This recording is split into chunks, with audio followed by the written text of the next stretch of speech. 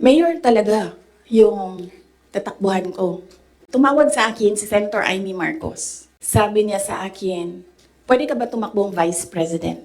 I'm happy that she was honest enough to say, kasi matatalo kami ni Lenny kung hindi mo dalahin ang Bisaya.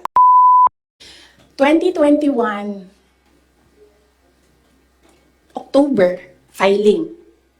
Kita niyo ako nag-file ng mayor.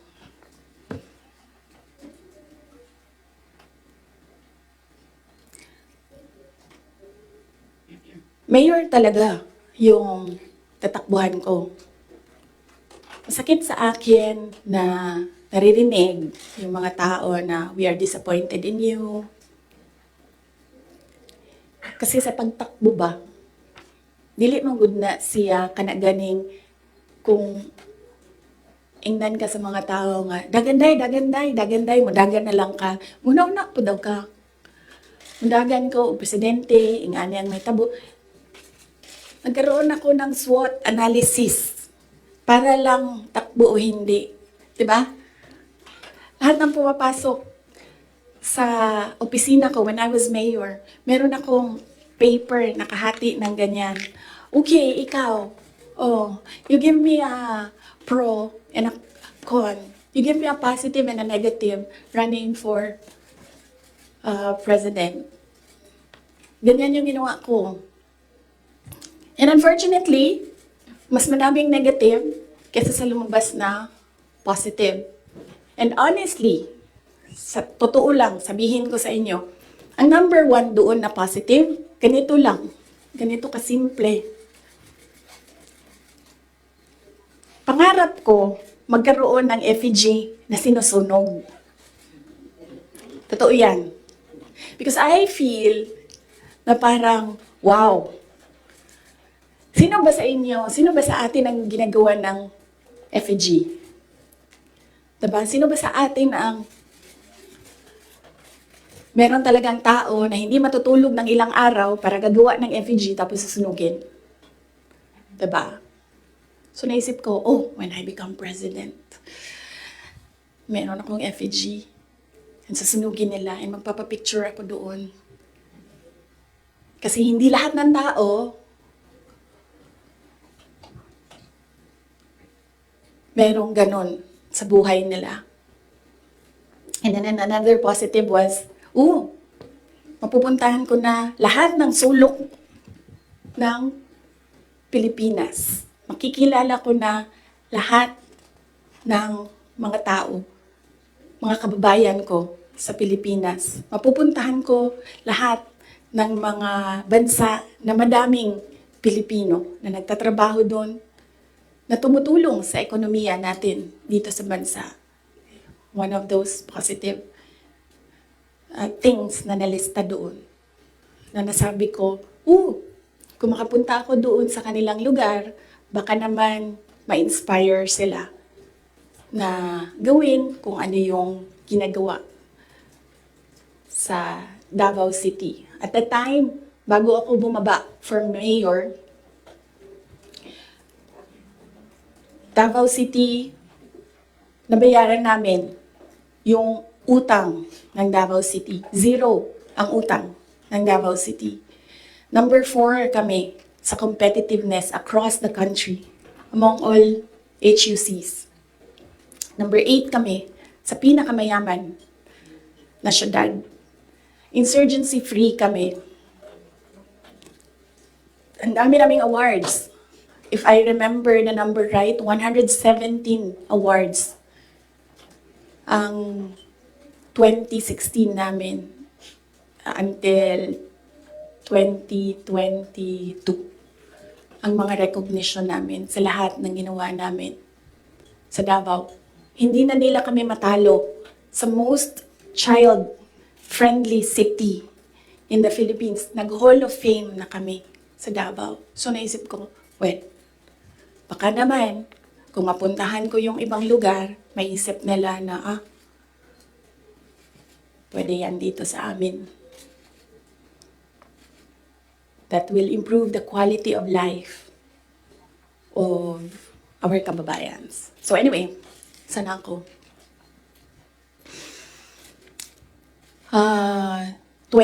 October, nag-file ako. Pagdating ng late October, after deadline ng filing, tumawag sa akin si Senator Amy Marcos. Sabi niya sa akin, pwede ka ba tumakbong Vice President? Sabi ko sa kanya, alam mo, hindi ko pa narinig, ever, na sinabi sa akin na tumakbo akong Vice President. Sabi ko, bakit mo ako nire-request ngayon na tumakbo ang Vice President? And I'm happy that she was honest enough to say, kasi matatalo kami ni Lenny kung hindi mo dalahin ang Bisaya. It was very straightforward. Now, it was all about winning, sinabi niya sa akin. So sabi ko sa kanya, Bisaya naman day ang ato ang giistoryahan din tawagan ninyo si Bato de la Rosa. Ask him to slide down to VP. Tumatakbo siyang president. And then ang answer niya was, nah. And then I told her, well, ask PRD to run as your vice president. And then she said, well, that's a closed book already kasi tumatakbo si BG. So, ask BG to run as your vice president. Mga Bisaya na tanan. And then she said na, I don't think kayanin na manalo kami kay Lenny. And then I said, ask Manny Pacquiao to slide down. He's already running for president. And she said, we already did. And Manny Pacquiao told us that God asked me to run for president. So how can you argue with God? Totoo yan. I don't think she will deny that. Very straightforward naman si Senator Amy Marcos eh. Mainit na siya ngayon.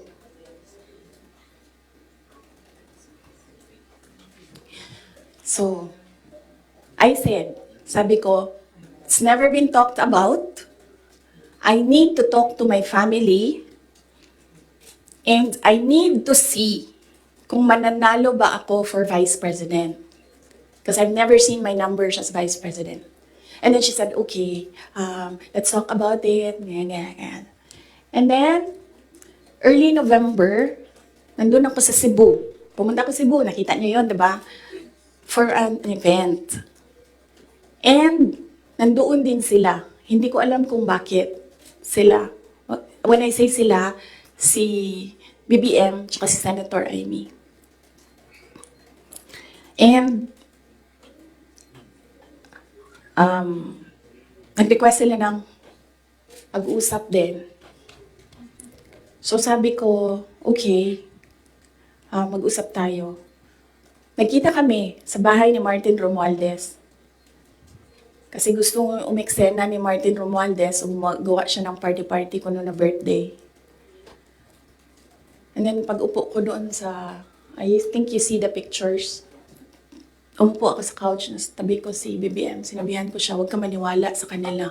Huwag ka maniwala sa mga taong nagsasabi sa iyo na tatakbo akong president. Hindi ako tatakbong president, sinabi ko na yan. So sabi niya, yes, I know. Sinabi mo na rin yan noong pumunta kami during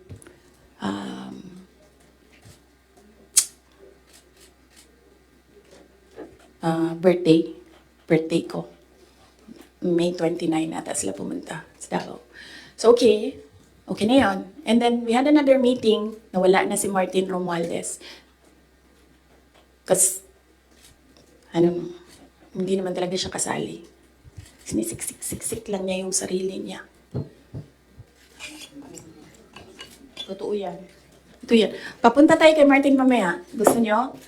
Tawag sa kanya ng mga kasamahan niya doon sa house, Tambi!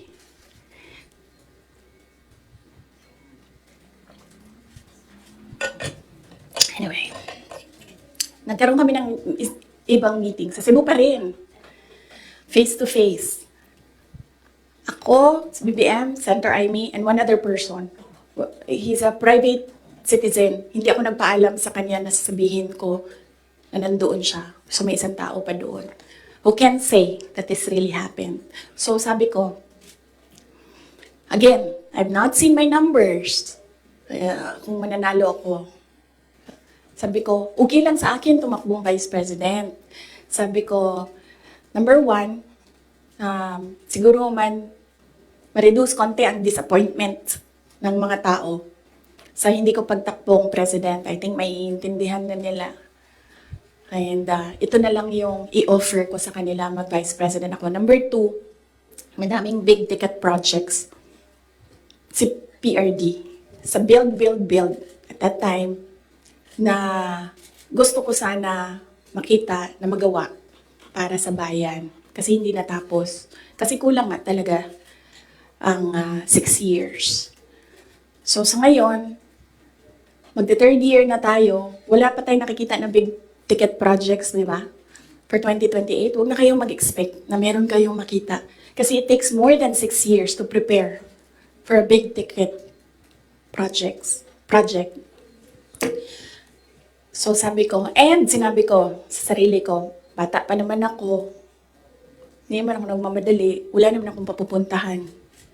And naisip ko, I cannot do anything more for Davao City. Number 4 na kami. Naisip ko, I don't think kaya ko siya i-elevate to number 3, number 2, number 1. Hanggang dun lang yung kaya ko gawin. So ibibigay ko sa iba, maybe they have more ideas, more innovation para mapagawa nilang number 3 ang Davao sa buong Pilipinas. So I said, okay, I need to see my numbers. Sabi nila, okay, we can do a quick and dirty survey. Sabi ko, oh, sige. Sabi ko, gawin nyo. And then you come back to me kung ano ang mangyayari. So, nagpagawa sila, and then tinawag nila ako. Sabi nung nag-survey, ito yung survey, okay naman, sabi nung nag-survey, wag lang kayong maghiwalay, mananalo kayong dalawa. Ito yun. Hindi pwede mag-picture, pero pwede ko ipakita sa inyo mamaya. Kinoveran lang namin yung mga private citizens dito, sa photo na ito. Ito, pinresent yung survey. May cover lang yung mga tao na private citizens. Ang nandito, Senator Amy, Governor Claude Bautista, Congressman Claude Bautista, former Mayor Luigi Quisumbing, Attorney Vic Rodriguez, Inday Sara,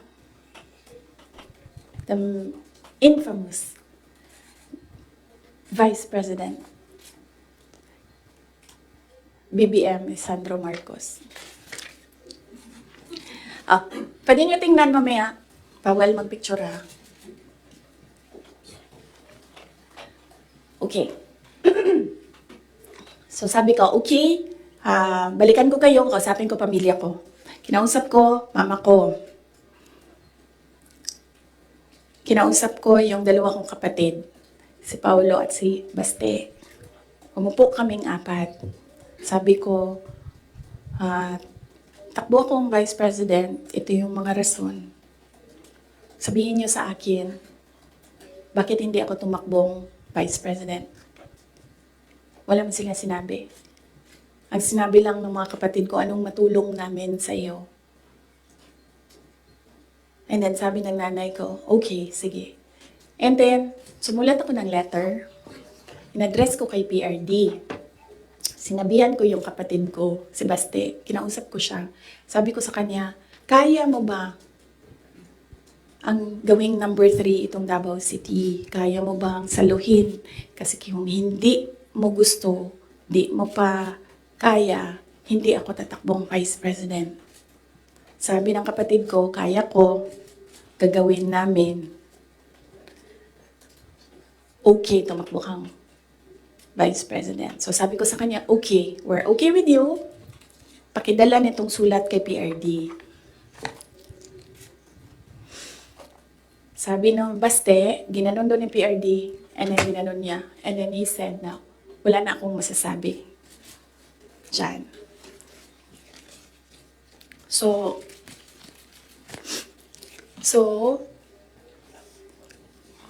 okay lang, sir, kasi kung babaan ninyo, masyado tayong madami dito, iinit siya. So,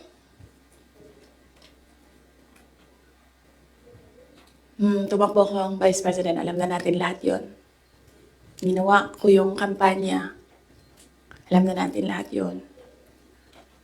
Okay, so, no, hindi ko sinuway, hindi matigas ang ulo ko, hindi totoo na pinatakbo akong President, ni President Duterte. In fact, every time makita niya ako ngayon, sinasabihan niya ako, huwag ka tumakbong President. Sabi niya, yung dinadaanan mo ngayon, wala iyan.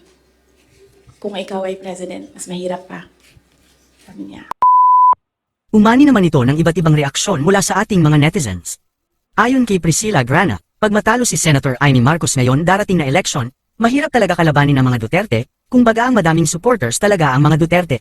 Pahayag naman ni Felman Lonhari, ganyan sa Philippine politics, kapag tumatakbo halos magmakaawa, kapag nakaupo na kinakalaban na ang tumulong, VP Sara is my next president. At ito naman ang saloobin mula sa ating kababayan na si Rodolfo Mauguez, pag naging presidente ka Madam Sara, balikan niyo po yung mga tumitira sa inyo lalo na yang si Tamba at yung mga puppet niya. Mga kababayan, feel free to comment below para maglabas ng saloobin sa balitang ito.